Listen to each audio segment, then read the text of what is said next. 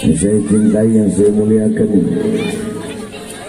para alim ulama, para habaib, para kiai, para asatid, para tokoh masyarakat, para aparat pemerintah, wabil khusus segenap panitia peringatan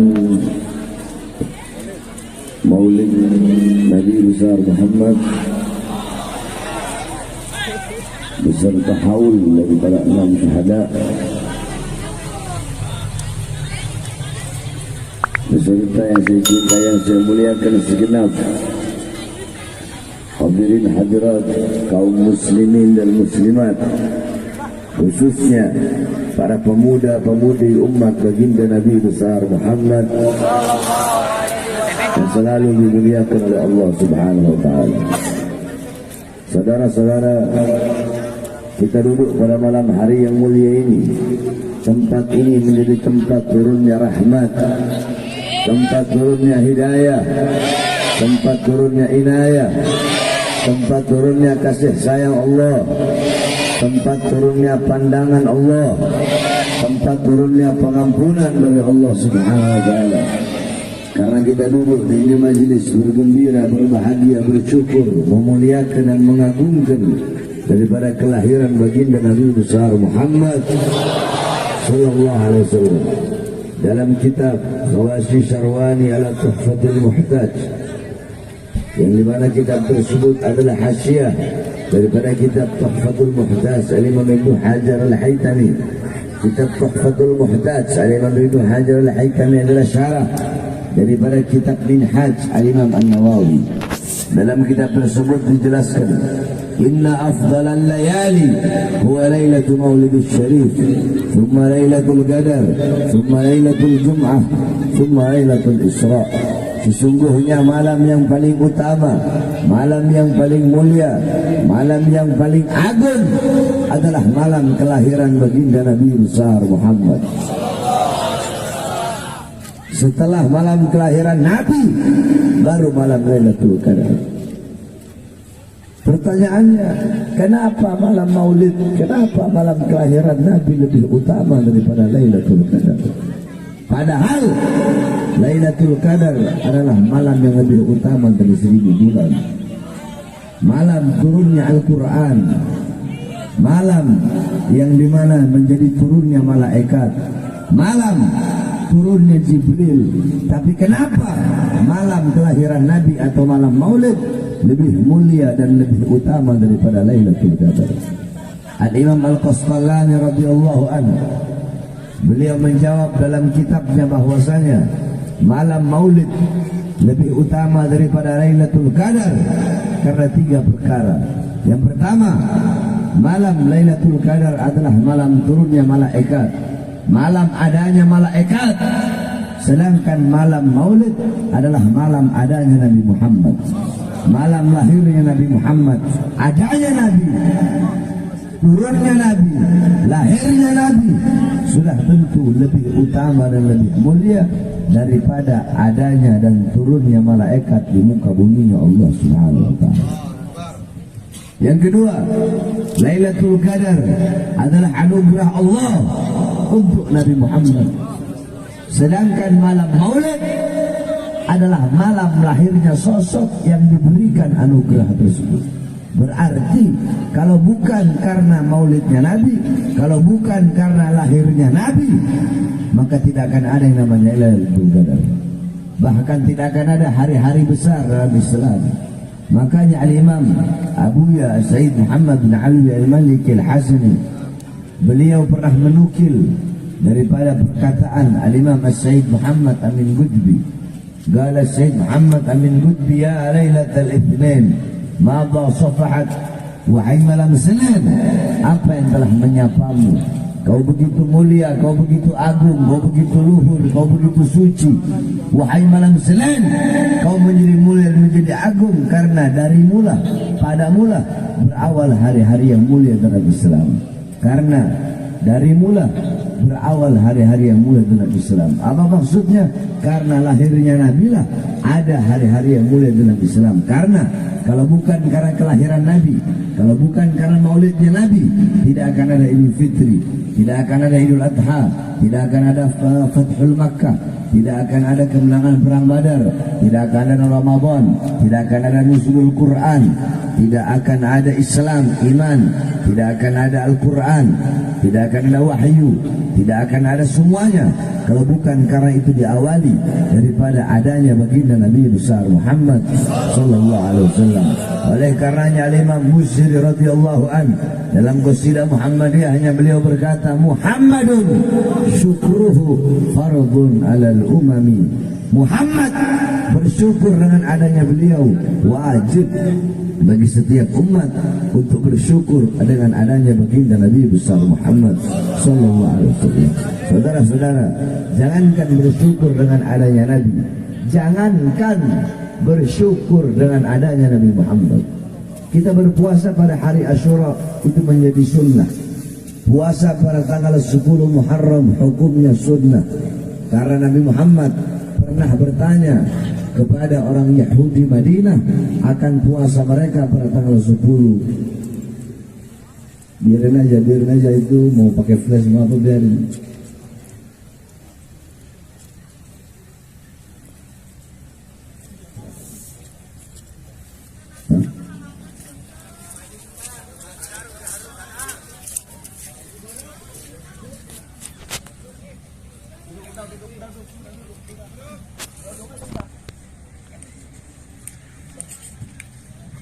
Jangankan bersyukur dengan adanya Nabi Muhammad. Kita berpuasa pada tanggal 10 Muharram. Nabi Muhammad pernah bertanya kepada orang Yahudi Madinah akan puasa mereka pada tanggal 10 Muharram. Yahudi Madinah menjawab, kami berpuasa pada tanggal 10 Muharram karena berbahagia, bersyukur atas selamatnya Musa dari kejaran Fir'aun. Nabi pun bersabda, nahnu ahaqqu bi Musa minkum. Kami lebih berhak untuk berbahagia atas selamatnya Musa daripada kalian. Nabi pun memerintahkan para sahabat untuk berpuasa pada tanggal 10 Muharram sehingga menjadi ibadah sunnah. Tetapi agar tidak bertasyabbuh, agar tidak serupa, agar tidak sama dengan orang-orang Yahudi, Nabi memerintahkan untuk berpuasa pada hari Tasu'ah atau 9-nya. Jadi berpuasa pada tanggal 9 dan 10 Muharram itu menjadi ibadah sunnah karena berbahagia atas selamatnya, bersyukur atas selamatnya Nabi Allah Musa dari kejaran Fir'aun. Saudara-saudara, bersyukur atas selamatnya Nabi Musa dari kejaran Fir'aun menjadi ibadah sunnah. Lantas bagaimana bersyukur kepada Allah atas selamatnya seluruh alam jagat raya berkat adanya baginda Nabi besar Muhammad. Jikalau bersyukur atas selamatnya Nabi Musa saja menjadi ibadah sunnah, lantas bagaimana kita bersyukur atas selamatnya alam semesta dan alam jagat raya berkat Nabi Muhammad? Bahkan para nabi dan para rasul semuanya terselamatkan berkat Nabi Muhammad SAW.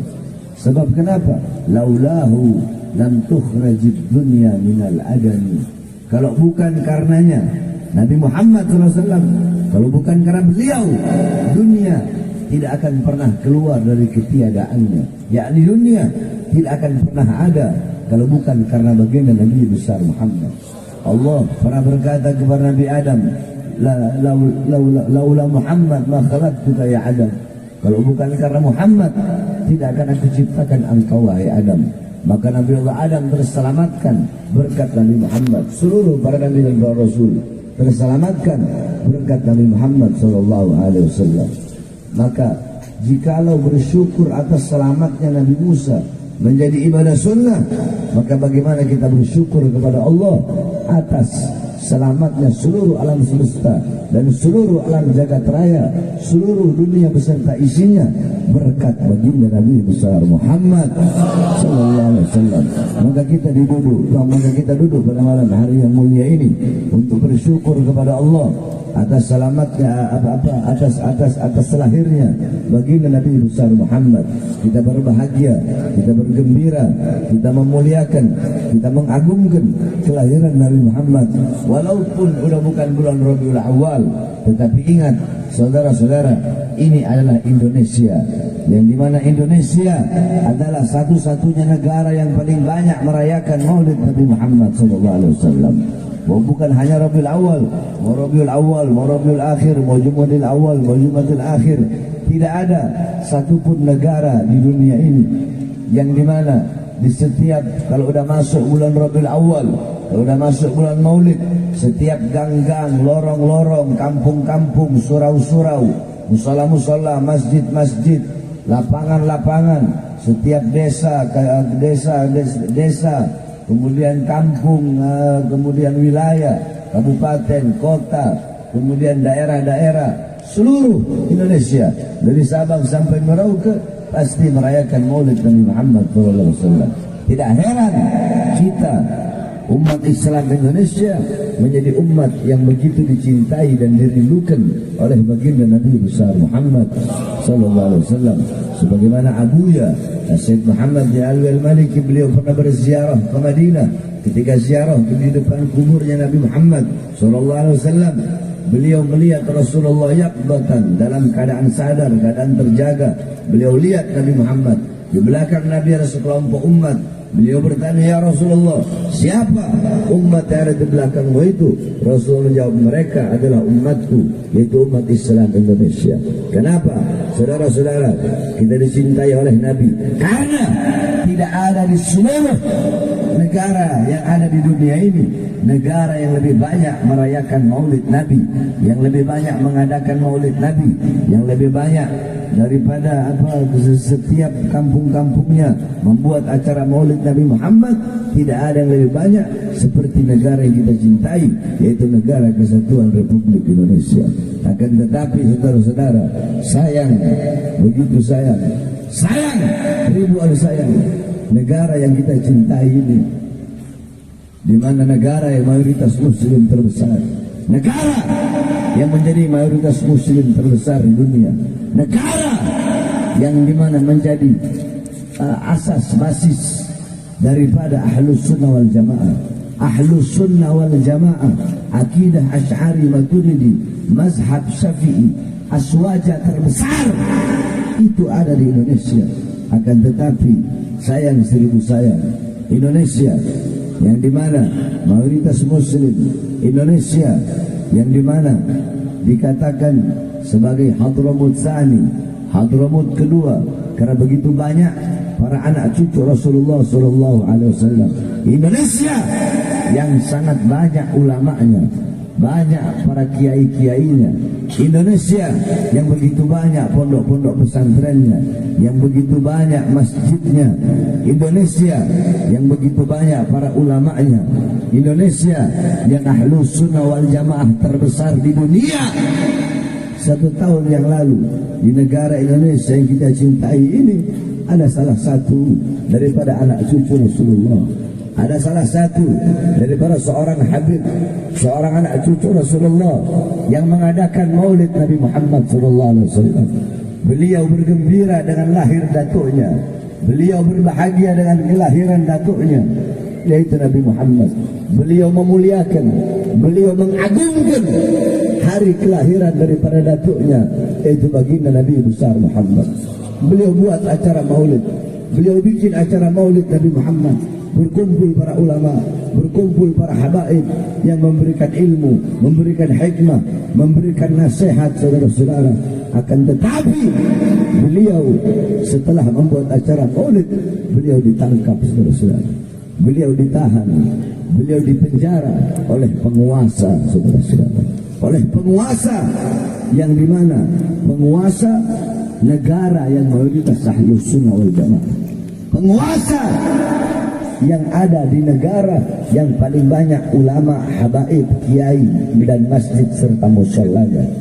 Penguasa yang di mana di negara yang mayoritas muslim terbesar, beliau ditahan, ditangkap, dipenjara. Bukan hanya itu, beliau diikuti 6 pengawal beliau dibunuh, 6 laskar beliau, 6 murid beliau dibunuh, dibantai, kuku-kukunya dicopot, saudara-saudara, ditembak dadanya dari jarak dekat, saudara-saudara.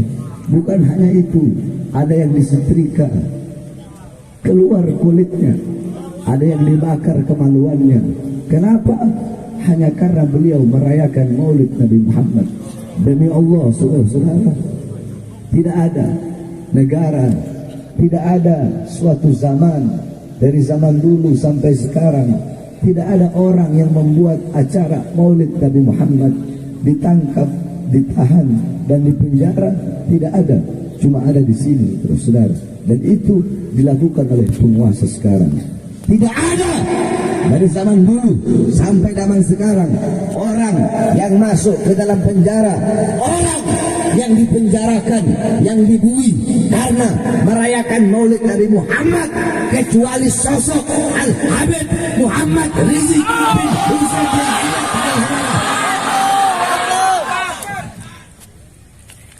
Sampai 16 kali dibantai, 16 kali dibunuh, hanya karena memuliakan dan mengagungkan hari kelahiran datuknya baginda Nabi besar Muhammad. Di negara yang mayoritas muslim, di negara yang mayoritas ahlus sunnah wal jamaah, tetapi penguasanya memasukkan beliau ke dalam penjara. Kalau ini negara mayoritas Wahabi, terus Habib Rizik bikin acara Maulid dimasukkan penjara, atau orang-orang yang bikin Maulid dimasukkan penjara, saya nggak heran, namanya orang Wahabi. Ini enggak Ahlus Sunnah wal Jamaah. Bahkan banyak daripada orang-orang yang mengaku Ahlus Sunnah wal Jamaah yang dekat dengan para pemerintah, yang mereka tahu bahwasanya kita sama-sama bermaulid, kita sama-sama tahlil, kita sama-sama ziarah kubur, kita sama-sama istighatsah, tetapi mereka diam, mereka bungkam. Bahkan banyak juga dari mereka yang mendukung dengan ditangkapnya Habib Muhammad Rizik bin Husain bin Syihab bin Rasulullah. Oleh karenanya saya tanya kepada semua yang hadir di sini, ini perbuatan zalim apa tidak? Yang keras, zalim apa tidak? Zalim apa tidak? Zalim apa tidak? Adil apa tidak? Adil apa tidak? Adil apa tidak? Kezaliman lawan apa biarkan? Lawan apa biarkan? Kemungkaran lawan apa biarkan? Lawan apa biarkan? Ketidakadilan lawan apa biarkan? Lawan apa biarkan? Lawan apa biarkan? Saudara-saudara, kita Ahlus Sunnah wal Jamaah, akidah Asy'ari Maturidi mazhab Syafi'i, kita tahu haram melawan pemerintah yang sah, betul? Haram menjatuhkan pemerintah yang sah, betul? Tapi yang kita lawan bukan pemerintahnya, bukan negaranya. Kenapa? Karena bagi kita, bagi kami, negara kesatuan Republik Indonesia adalah harga mati, Pancasila adalah harga mati, UUD 45 adalah harga mati, merah putih adalah harga mati. Tetapi yang kita lawan adalah kezalimannya, yang kita lawan kemungkarannya, yang kita lawan kebiadabannya, yang kita lawan ketidakadilannya. Dan ini akan terus kita lawan sampai titik darah penghabisan. Pemerintah kalau nggak mau dikritik jangan jadi pemerintah, betul? Pemerintah kalau nggak mau dikritik, kalau nggak mau ditegur, jadi rakyat biasa seperti kita, betul? Hukum yakni ketidakadilan disodorkan, diperlihatkan, dipertontonkan secara nyata. Udah bukan sembunyi-sembunyi lagi. Penghina agama tidak pernah diproses, betul? Tapi kalau kita orang yang selalu mengkritik penguasa yang berseberangan, begitu dilaporkan langsung diproses, langsung dipanggil jadi saksi, dari saksi langsung jadi tersangka, jadi tersangka langsung ditahan. Adil apa tidak? Adil apa tidak? Ketidakadilan dipertontonkan dengan nyata. Saudara-saudara, Al-Habib Muhammad Rizik bin Husain bin Syihab, beliau diborgol kedua tangannya hanya gara-gara Maulid Nabi Muhammad. tangan yang mengalir darah suci Rasulullah diborgol, sedangkan tangan-tangan kotor para koruptor tidak diborgol. Saudara-saudara, beliau dibikin seperti seorang penjahat besar, beliau dibikin seperti seorang gembong dan bandar narkoba, padahal beliau hanya melakukan maulid Nabi besar Muhammad sallallahu alaihi wasallam. Oleh karenanya sudah cukup, selama ini cukup sudah kalian tertidur. Selama 3 tahun saya masuk penjara, Habib Rizik masuk penjara 1 tahun, umat bungkam, ulama bungkam, ustaz kiai Habibnya diam, apalagi dengan tewasnya 6 syuhada. Makin banyak saya lihat para laskar-laskar yang takut, banyak laskar-laskar yang bungkam, diam, tengkurap. Sekarang sudah cukup saatnya kalian tengkurap, cukup saatnya bagi kalian untuk diam, cukup saatnya bagi kalian untuk bungkam. Sekarang sudah cukup saatnya bagi kalian tertidur. Sekarang saatnya kalian bangun untuk bangsa, bangun kalian untuk agama kalian, bangun kalian untuk ulama kalian. Wahai para ulama, para habaib, para kiai yang ada di Purwakarta, wahai para pejuang, wahai para laskar, wahai para umat Islam yang ada di Purwakarta, cukup sudah.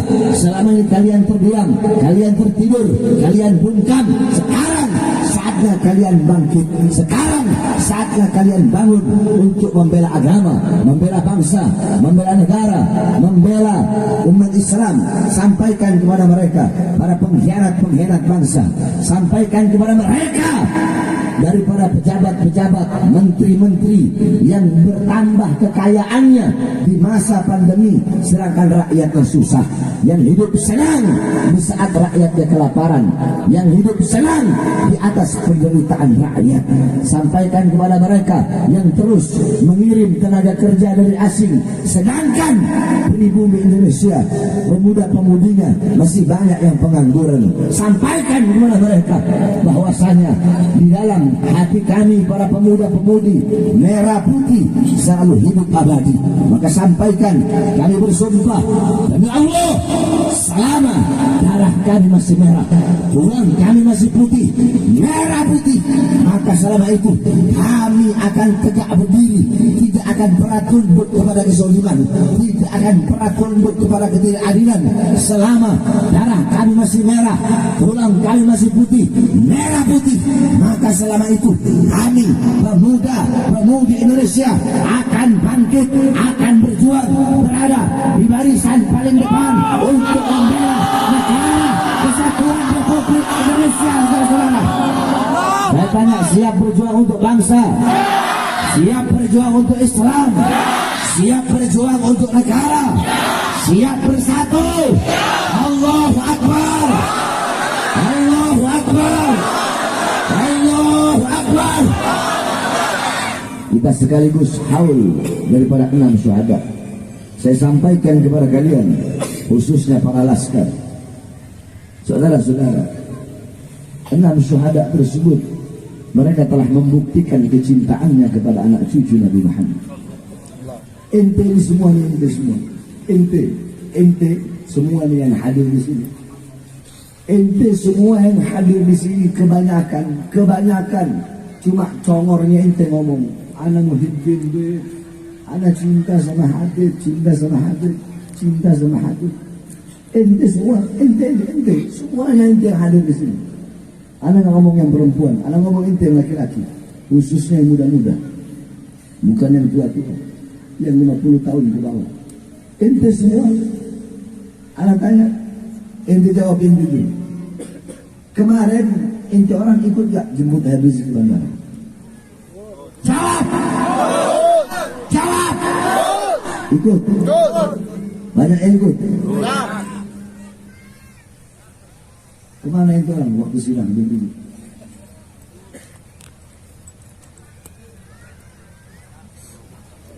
Nyadar diri ente? Nyadar diri gak? Hei! Jangan ketawa. Jangan mes-mes dengan kawan. Anda nggak bercanda. Ente orang yang undang Habib Rizik datang ke Indonesia, ente sambut di bandara jutaan orang. Ketika beliau masuk penjara di sidang, Kemana? Yang ada hanya ibu-ibu. Itu pun sedikit ibu-ibu dari Jakarta. Kemana itu orangnya laki-laki? Semenjak 6 pengawal dibunuh, ente diem, ente ketakutan, tengkurap, takut di penjara. Bagaimana ente mau berjuang di penjara aja ente takut? Mengeluarkan tenaga, harta sedikit untuk pergi dari Purwakarta hadir sidang dia ente gak mau. Terus ente mau ngomong, saya pecinta ulama, saya pecinta Habib Rizik. Pendusta kalian. Lihat kelak di akhirat. Orang yang kalian akui, saya cinta kepada Habib ini, Habib ini. Di akhirat, Habib itu yang dizolimi. Nanti di akhirat akan mengadukan diamnya dan bungkamnya kalian kepada kakeknya Nabi Muhammad SAW. Kami akan menjadi saksi atas bungkamnya kalian, diamnya kalian, atas apa yang dilakukan oleh penguasa kepada anak cucu Rasulullah SAW. Okelah anak, nggak perlu, kalau anak nggak perlu, karena anak bukan siapa-siapa. Tapi Habib Rizik, jutaan orang datang ke mana datang. Itu orang ikut jemput semua dari Purwakarta, dari mana-mana datang. Kemana waktu sidang? Sidang pertama, sidang kedua, sidang ketiga, sidang keempat, nggak ada. Yang ada hanya ibu-ibu. Terus congor kalian mau ngomong pecinta Habib Rizik, congor kalian bilang pecinta Habib Bahar, pecinta ulama, penjaga ulama. Bagaimana? Oleh karenanya hadirin sekalian, dengan wafatnya 6 laskar, khususnya para laskar, hei kalian para laskar, para pejuang, dengarkan, dengan wafatnya 6 laskar itu menjadi bukti kecintaan mereka kepada anak cucu Nabi Muhammad. Lihat bagaimana keberanian mereka, sampai-sampai nyawa, jiwa mereka melayang. Nyawa mereka korbankan, jiwa mereka korbankan, darah mereka tumpahkan demi membela Habib Rizik sebagai anak cucu Rasulullah. Itu yang baru namanya cinta, saudara-saudara. Itu yang baru namanya pengorbanan. Itu bukti yang benar-benar nyata daripada cinta. Karena cinta tempatnya bukan hanya di mulut, saudara-saudara. Ngomong cinta, cinta, cinta, cinta, kehujanan aja nggak hadir. Alasan jauh, capek, hujan, apapun kalian dijadikan alasan, itu bohong, kalian hanya ikut-ikutan. Lihat 6 orang tersebut, itu adalah bukti daripada kecintaan mereka. Itu tujuan daripada hidup mereka, mati membela Islam, mati menjaga anak cucu Rasulullah SAW. Dan insya Allah sekarang mereka bisa berkumpul bersama kakeknya Habib Rizik, yaitu Rasulullah SAW. Kenapa? Karena mereka wafat, mereka meninggal untuk menjaga dan membela anak cucu Rasulullah SAW. Nah, wafatnya 6 laskar tersebut, meninggalnya 6 laskar tersebut, jangan kalian jadikan air yang memadamkan semangat juang kalian. Aduh, saya takut nanti kalau bangkit berjuang lagi, nanti saya ditembakin kayak 6 laskar tersebut. Jangan jadikan wafatnya beliau-beliau, jangan jadikan syahidnya 6 laskar tersebut sebagai air yang memadamkan semangatnya kalian. Jangan. Terus gimana, Bib? Jadikan wafatnya mereka, jadikan 6 laskar yang wafat, yang syahid, yang meninggal dunia, jadikan kejadian itu, jadikan kisah mereka seperti bara yang membakar semangat kalian untuk semakin berjuang membela anak cucu Rasulullah Sallallahu Alaihi Wasallam. Jangan kalian jadikan air, tapi jadikan jadikan bara api yang menambah semangat kita untuk berjuang di jalan Allah Subhanahu wa Ta'ala. Makanya saya tanya semuanya, siap mati? Siap mati? Ya, mulut ente doang ngomong siap. Bohong semua kalian. Mulut congor aja ngomong siap. Siap mati? Siap hancur? Siap binasa? Siap di penjara? Nah kan, gak kayak tadi kan, cuma sedikit yang ngomong siap. Tadi semuanya ngomong siap. Begitu anak tegur, hanya sedikit yang ngomong siap. Disitulah kelihatan mana munafik, mana enggaknya. Saudara-saudara, saya Bahar bin Smith. Kalian masih ingat 1 tahun 6 bulan yang lalu, waktu saya baru keluar dari penjara, di lapas Cibinong. Masih ingat gak? Masih ingat kan? Siang saya keluar, malamnya saya ceramah. Betul? Malam kan saya ceramah. Ya, saya ceramah membela rakyat. Iya kan? Saya ceramah, saya bahas, Jokowi, Presiden, kenapa rakyat kau kurung dalam rumah, tidak kau kasih makan, kau mau bikin mati rakyat. Kenapa warung-warung kecil milik pribumi kau tutup, mal-mal milik orang-orang asing kenapa tetap buka? Kenapa tenaga kerja asing tetap kau kirim dari luar negeri? Itu ceramah saya bela rakyat bukan? Saya tanya, bela rakyat bukan? Siapa yang saya bela? Siapa yang saya bela? Siapa yang saya bela? Rakyat yang saya bela. Kalaupun saya tahu resikonya saya masuk penjara, saya tahu itu bukan enggak. Saya tahu kalau ini saya ceramah, sebelum saya pegang mic saya sudah tahu ini kalau saya pegang mic pasti resikonya saya bakal masuk penjara lagi. Tapi saya ambil resiko tersebut. Kenapa? Demi kalian sebagai umat Nabi Muhammad, demi kalian, demi kita sebagai bangsa dan rakyat Indonesia. Saudara-saudara, saya dimasukkan penjara lagi. Saya dibawa ke Nusa Kambangan, diborgol kedua tangan saya, diborgol perut saya, tangan diborgol, perut diborgol, kaki diborgol. Semuanya saya ikhlas. Karena risiko paling kecil bagi kami adalah di penjara. Risiko yang paling besar, kami mati dibunuh, bisa diracun, bisa kami dipotong-potong menjadi beberapa bagian sampai habis semua daging tulang kami hancur. Bisa kami dibuang kemana. Pokoknya risiko paling kecil di penjara, risiko paling besar kami dibunuh. Dan saya mengambil semua risiko tersebut. Demi apa? Demi tegaknya agama kakek saya Rasulullah. Demi apa? Demi bangsa rakyat Indonesia. Demi siapa? Demi kalian sebagai umat kakek kami Rasulullah SAW. Oleh karenanya saya sampaikan pada malam hari ini, saudara-saudara, banyak sekali saya punya jadwal penuh.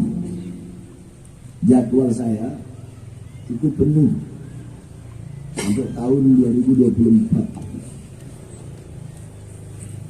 Nah, polisi, baik dari polisi atau dari tentara, ya, suka datang ke panitia-panitia yang panitia itu mengundang saya ceramah. Dari kemarin-kemarin udah banyak, nggak tahu kalau panitia didatengin apa enggak? Hah? Didatengin? Nah, berarti sama. Didatengin. Besok acara di Bekasi ada yang didatengin. Ya tergantung panitianya. Kalau panitianya kuat mental ya mereka bilang, oh nggak ada urusan, kami tetap berjalan. Ini negara kita negara demokrasi, siapapun bisa ceramah. Kalau penista agama aja mereka bisa ini kok, apalagi ini kata mereka Habib Bahar apa itu urusan mereka lah, urusan. Kalau memang panitianya pasang badan berani, acara tetap lanjut. Tapi kalau yang nggak berani biasanya dibatalkan. Karena banyak dari mereka bilang emang nggak ada Habib lain. Kalau panitia yang mentalnya kuat, mereka bilang, oh enggak, kami maunya Habib Bahar. Karena Habib Bahar selalu menyampaikan kebenaran, nggak ada urusan. Ini negara demokrasi.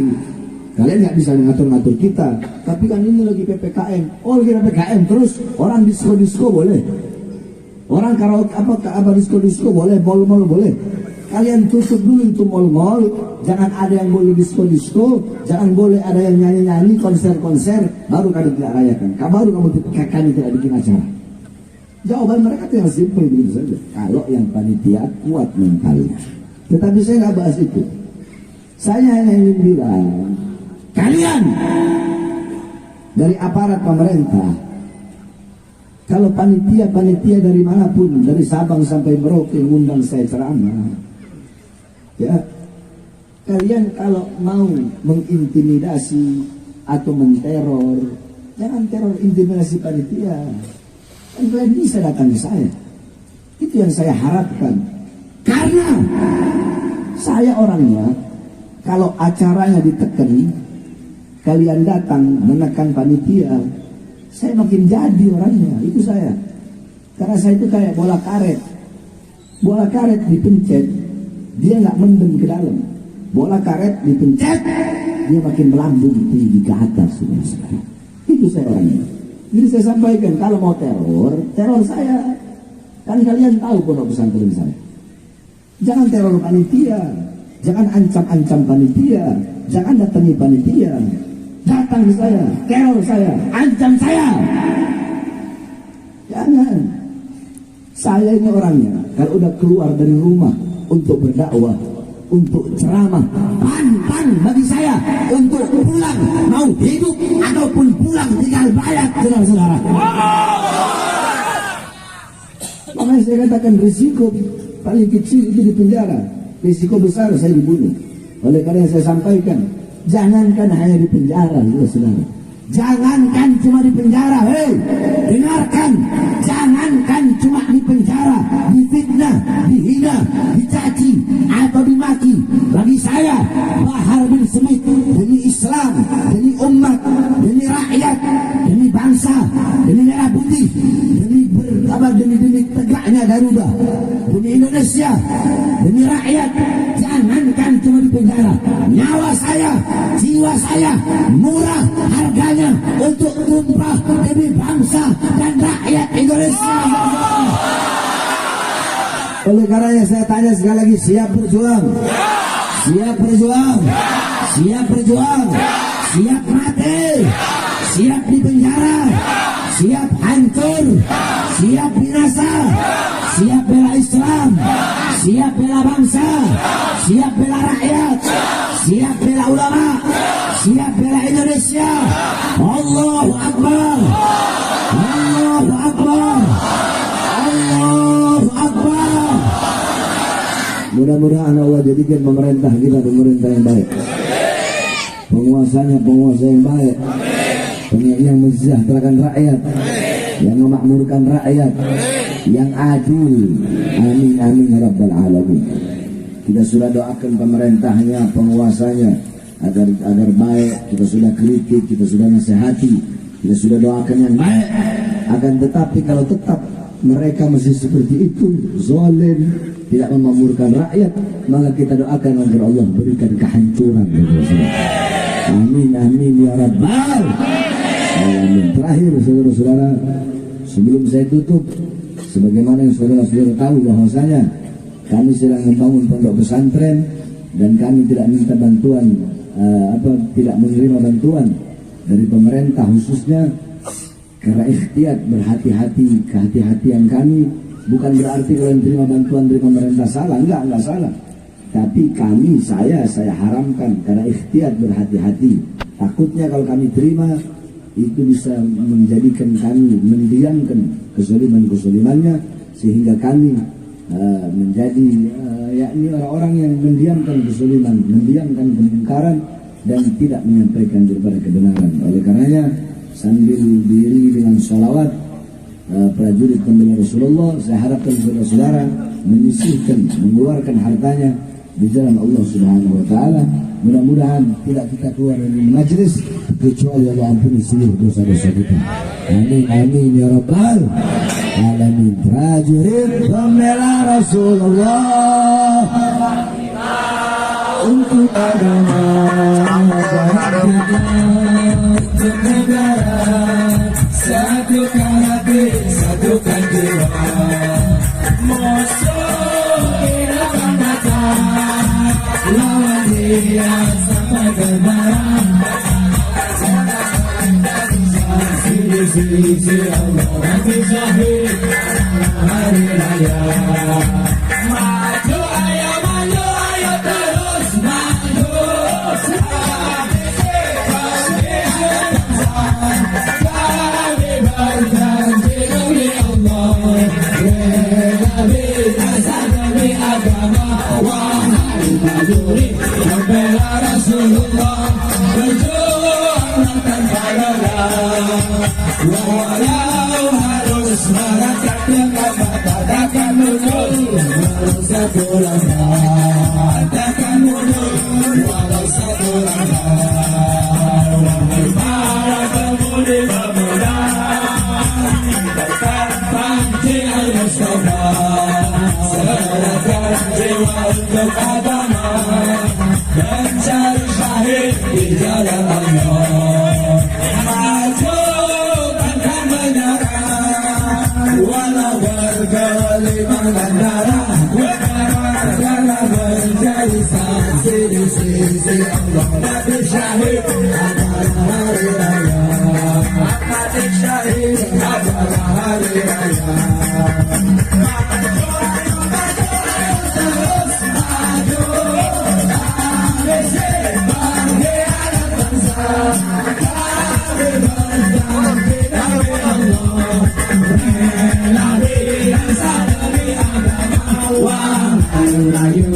Pembela Rasulullah, walau harus berangkat dengan badan akan mundur, walau satu langkah takkan mundur, walau satu langkah. Wahai para pejuang agama, para sing-sing Allah, di depan mata kejayaan menanti kita, kejayaan menanti kita. Maju ayo, maju ayo, terus maju. Habis ini pilihan bangsa, kami berjanji demi Allah, rela binasa demi agama. Wahai prajurit pembela Rasulullah, berjuang bertahanlah, walau harus berangkat dengan mata takkan mundur, walau satu langkah takkan mundur, walau satu langkah. Wahai para pejuang agama, wahai para singa-singa Allah, di depan mata kejayaan menanti kita, kejayaan menanti kita. Ayo maju, ayo terus maju. Habis ini anak bangsa, kami berjanji demi Allah, rela binasa demi agama. Wahai prajurit